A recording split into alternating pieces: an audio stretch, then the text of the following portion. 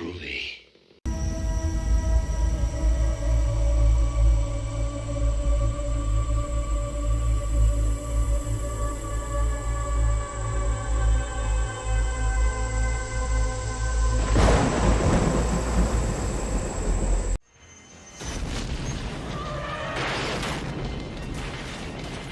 Yoo-hoo! And thanks for tuning in to another cult horror movie review.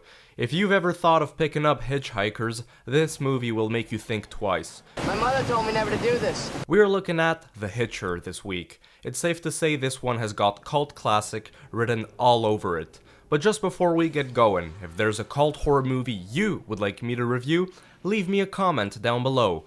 Don't forget to like this video, subscribe, let me know your thoughts and feelings on The Hitcher. Here we have a young man called Jim, traveling through the long roads of the West Texas desert.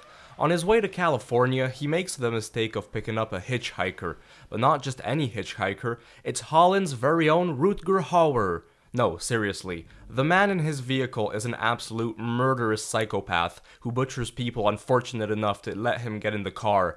After escaping this madman, he tries to warn the authorities, but everywhere he goes, the Hitcher keeps killing people and framing him for the murders.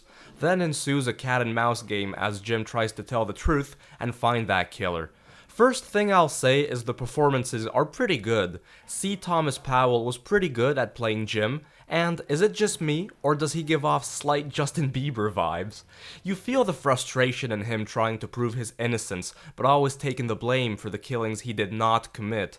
I also enjoyed the presence of Jennifer Jason Leigh. But the actor we need to talk about the most is Rutger Hauer.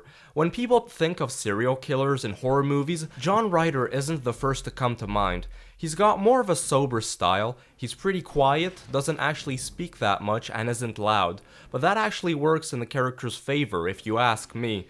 Nonetheless, he's still a terrifying, heartless, stone-cold killer who enjoys the horrible acts he commits. What I also liked is the rustic desert setting. The wide, vast, and largely uninhabited desert gives off a feeling of isolation, where no one is here to come save you. Just like the character Jim is isolated and alone, left to fend for himself in this terrible situation he's stuck in.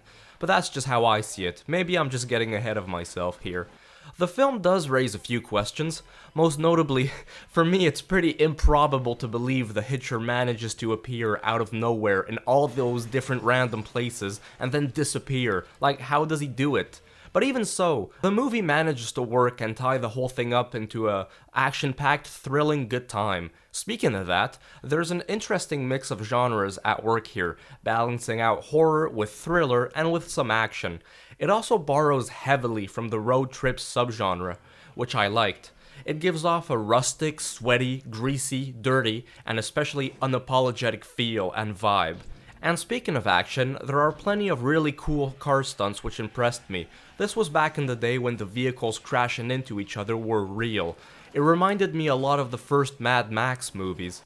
Maybe if it were more successful at the box office, The Hitcher would have gotten its own series of films like a lot of other horror thrillers did. But all we got was a direct-to-DVD sequel which came out a long time after this. And oh gee, wouldn't you know, there was also a lazy remake which came out in the mid-2000s, and it's supposed to be trash. Overall, I had a really good time watching this horror thriller. I really recommend fans of the genre seek out this gem. You guys will not be disappointed.